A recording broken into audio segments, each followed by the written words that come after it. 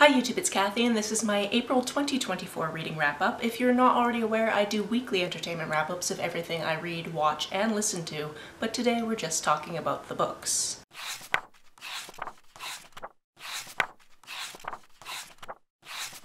If you're returning to my channel, you are very familiar with this wall, which means that I am home. I've been away in Europe for the past 3 months, but I am back. Those of you who are really detail-oriented might also notice that I am further down this wall than I usually film. There's some stuff set up over here, which is where I've usually filmed before, but I don't want to disturb it, so we've just shuffled down the dining room table. I'm going to start with the nerdy hardcore stats and charts and then get into what I read. Also, I put chapter markers in all of my videos, so if there's anything you need to go back to or you need to skip over because you don't want spoilers, even though I keep these pretty spoiler free, all of that is down below. On your way down to that, make sure that you're subscribed to this channel, especially if you'd like more bookish content in your life. And maybe also hit that like button, leave a comment, all of those good things. As a reminder, I will also be updating my Bookish Bingo Board from hell at the end of the video, as well as telling you how I did on the prompts for Read Queer all year, so wait until the end of the video for that. In April, I read 14 books for a total of 4,973 pages. That takes into account converting audiobook minutes to pages, so 2,720 of those pages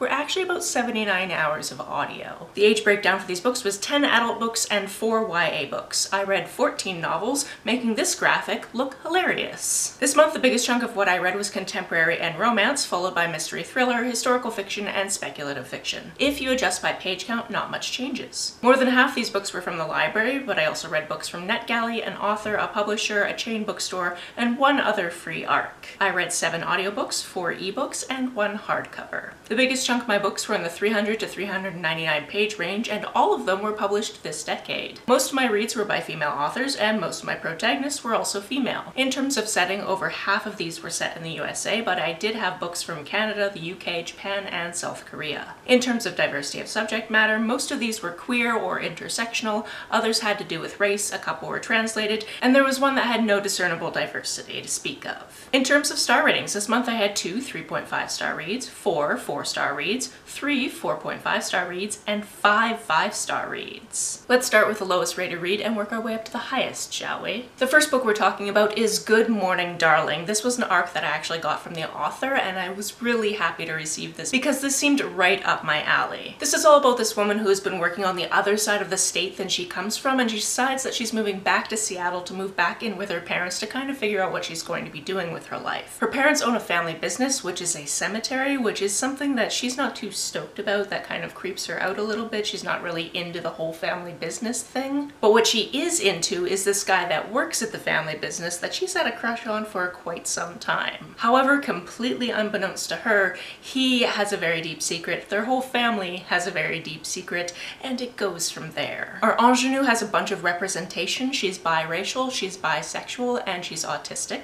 And if I'm remembering correctly, I had this feeling that Eugene is also maybe some flavor of queer, although it's definitely not said in the text and I could have just been reading into things. If I were to say the words cozy horror to you, you'd probably go, what the heck is that? But that's exactly what this is. There's moments of this that are incredibly cozy and just these moments of these characters having these very small, tender moments, but then also there's definitely horror aspects to this because, well, I don't really want to spoil too much for you, but the family business is even more grotesque than one might think.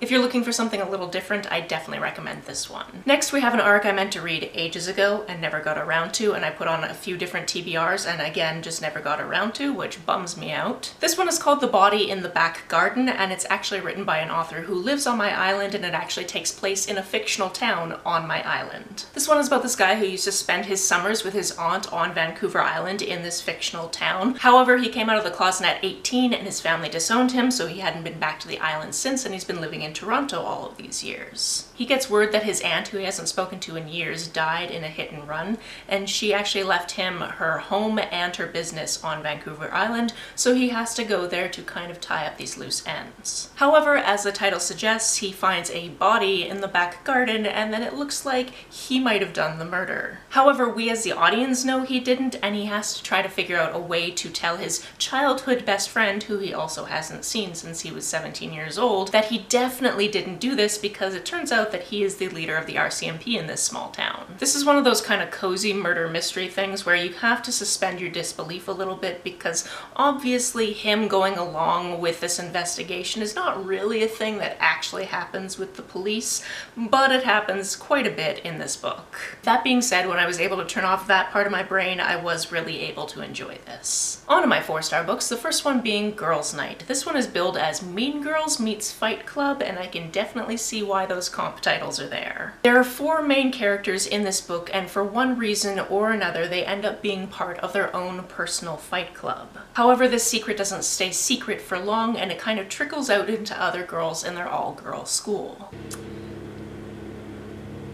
What the hell is that sound? Let's go find out. There's some form of equipment across the street. I don't know what it is. I don't know how long it's gonna be there. I'm just gonna keep filming. This fight club grows to include other people, and with more people comes more problems, and it goes from there. Each of these 4 girls, the leaders of the fight club, are in it for different reasons, and we see some of those reasons come out as the book progresses. This book is definitely very queer. It talks about different power dynamics. One of the girls is of Asian descent, one of them is deaf, one of them is fat. And there are definitely trigger warnings to do with this book, so if you need those, I always have a couple of links down below at the bottom of my description that can take you to pages that tend to have trigger warnings for most books. I've said this before and I'll say it again, I'm really scared of doing trigger warnings but then missing some and then having somebody be triggered because I didn't tell them about that trigger, and since there are resources, I just like to recommend them. Our next book is What You Are Looking For Is in the Library. This is the book that I read that was translated from Japanese, and this one has 4 or 5 different sections to it,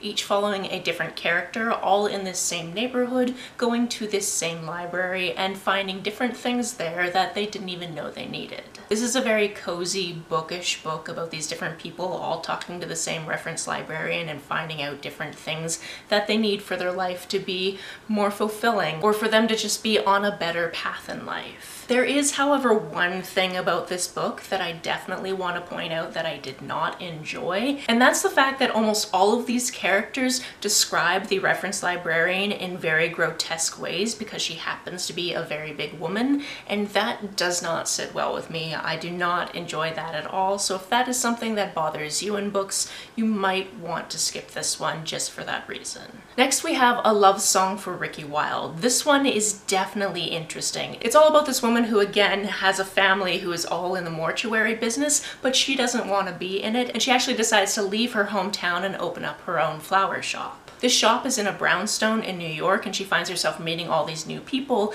and specifically this one guy she keeps being drawn to, and they keep bumping into each other in different places. This turns into an incredibly interesting romance because although they look like they're about the same age, he was actually born almost 100 years before her. I'm not going to say anything else about that because I would like to see you figure out why that is as the characters are kind of describing it to you. This was absolutely wonderful. I really enjoyed seeing this character who wants to break away from what her family says because they're not supportive people, because she doesn't want to be in the same box as all of them, and I just really loved her spirit, and I really loved learning about her love interest and what happened in his life so he got to the point where he was at, and it's just fantastic. Just go read it. A book that I finished last night, as of recording this, is The Romantic Agenda. This one is all about this woman who found out when she went to college that there's actually a word for what she is, and that's asexual. She found this out from a guy named Malcolm who was manning the A booth in an LGBTQIA festival that was happening at her school, and this is something they eventually bonded over after she kind of got the shock out of her system that there's actually a word for the way that she feels. Now it's about 10 years later, and she's been in love with him for about those 10 years, and she's had to watch him go through relationship after relationship after relationship, and she's just waiting for the one day where they are going to finally get together, because why wouldn't he want to actually be with her? However, just when she thinks that he is going to take her on a weekend getaway so they can finally start a romantic relationship, she finds out that he wants her to go on this trip. However, he's bringing along this woman that she's interested in and this woman's friend because it's the friend's birthday and they actually had plans romance already, but if all of them can go together, then that's fine, and it will only work out if Joy also goes because Summer, the other woman,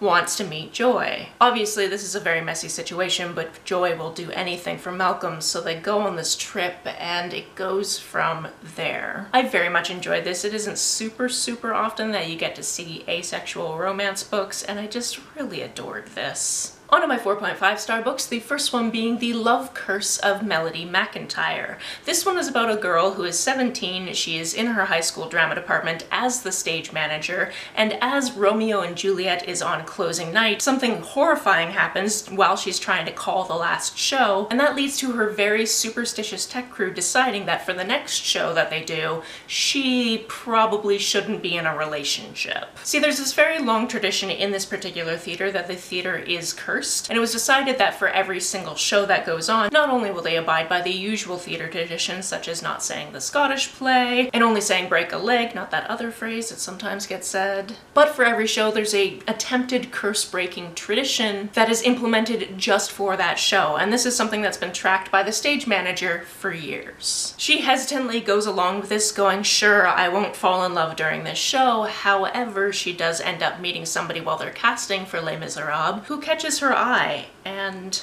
I think you know where this is going. This book feels like it was written specifically with me in mind. I've been in both of these productions before. I did a lot of high school theater, and I just had an absolutely wonderful time watching these characters go through all of the things they were going through. I could also picture some of these scenes really vividly, especially when they were talking about what was going on stage for certain things, or how certain things of the theater were set up, and all of that just really makes me miss doing like 3 shows a year. The next book on this list is Welcome to the Hyunam-dong Bookshop. This one is the book that is translated from Korean. It takes place in South Korea, and this is another wonderful bookish book. This one is written in a way where you're following one character technically, but you're really getting these stories of all of these different characters that exist in and around the bookshop, whether that be the woman who started the bookshop, or the barista that she eventually gets, or the people that are running book clubs, or the mothers of certain characters, or the kids of certain characters. And this was just such a cozy reading experience. Going into this, I didn't really know what I was getting myself into, besides I love bookish books, so yes, please give it to me. And as I started reading it, I didn't really know if we were going to get really in depth into any characters. We were just kind of watching these different,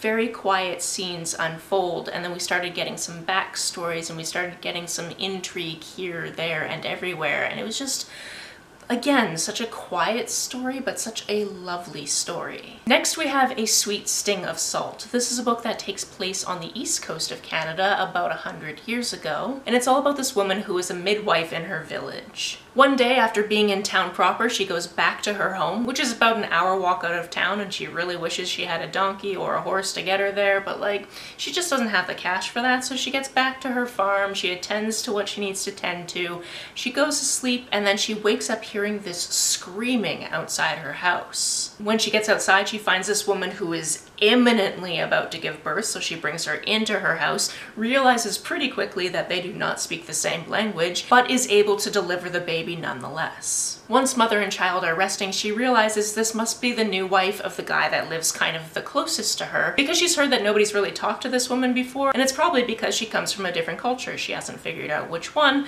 but she's figured out that she doesn't know all that much English. She decides to go walk over to her neighbor, finds him kind of in a panic, and goes, hey, if you're looking for your wife, guess what? I have her back at my place, and your baby is fine also. But something about the way they interact throws her off a little bit, so at the very last moment before she's giving the all clear for the wife and the child to go home, she says, actually, I'd like to keep her here for about a week just so I can teach her the new things that she might need to know as a new mother, and obviously that's going to be a little bit more difficult because I can't just verbally tell her these instructions, but if she's here for about a week, I should be able to relay all of the information. And because all of this falls under the classification of women's things and the guy doesn't really want to know much about it, he reluctantly agrees to leave his wife and child there, but he visits every day. However, as his wife starts picking up more and more English, this intimacy grows between these two women, and it goes from there. We know pretty much from the get-go that our main character is a lesbian. She actually had a previous relationship, but the woman she was in a relationship with was sent away by her parents to marry somebody else, so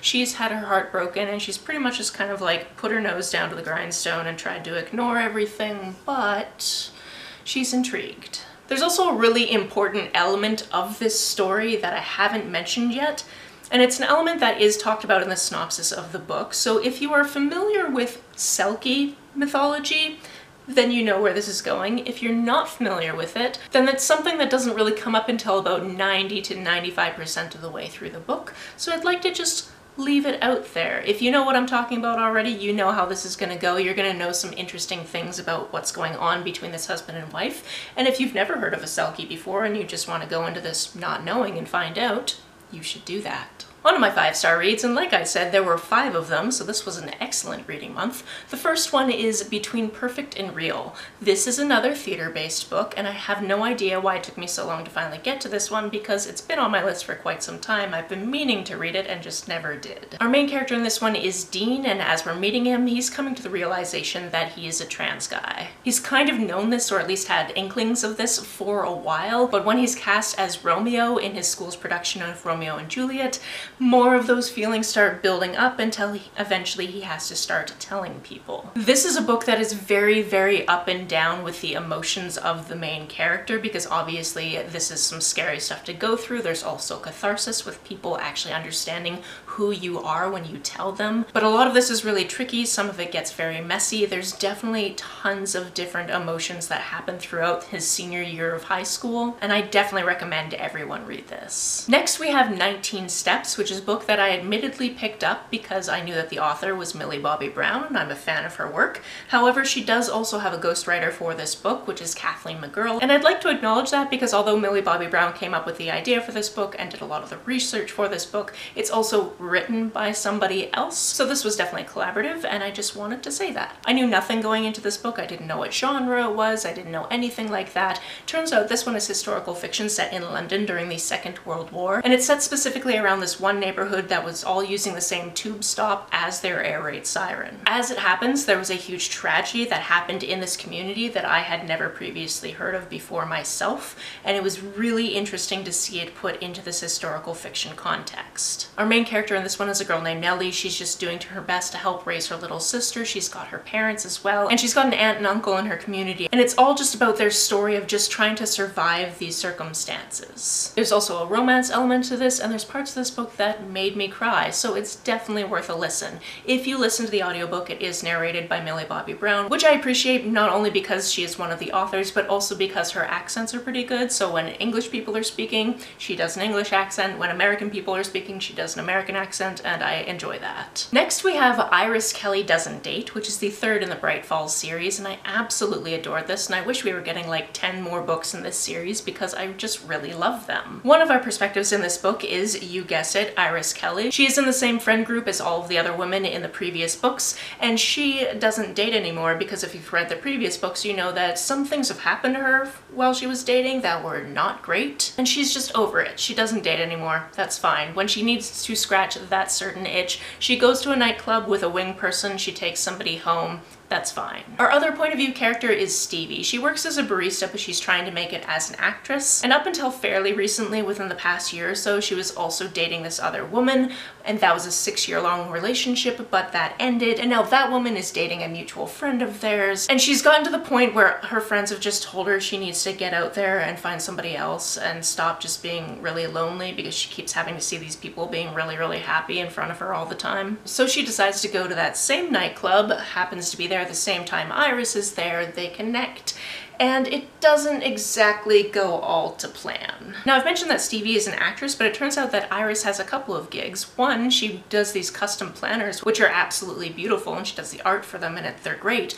But 2, she's about to publish her first romance novel, and she's trying to write her second one because it was a 2-book deal, but she's coming up dry. When Iris and Stevie reconnect after certain things happened, they decide it would be mutually beneficial if they do a fake dating situation. One can teach the other about physical intimacy, while the other one can teach the other about romance. Obviously, I absolutely adored this. This was incredibly sexy and positive, and these characters just had great chemistry. It was just fantastic. Go read it, you will not be disappointed. Penultimately, we have Warrior Girl Unearthed. This is in the same universe as Firekeeper's Daughter, but it takes place about 10 years later, and our main character is actually the niece of the main character in that other book. Our main character has been looking forward to a summer of just fishing and having a good time. However, her plans quickly change and she ends up having to work for the local council. Unlike her twin sister, who is already planning to do this and is really stoked to do this, she's just really not excited about it until she starts getting slowly drawn in with the idea of working this one particular guy that everybody seems to think is a little bit weird. But he runs the local Indigenous museum, and she starts learning about the massive efforts that it takes to get bodies and cultural items returned to the band. She becomes absolutely determined to get these certain set of remains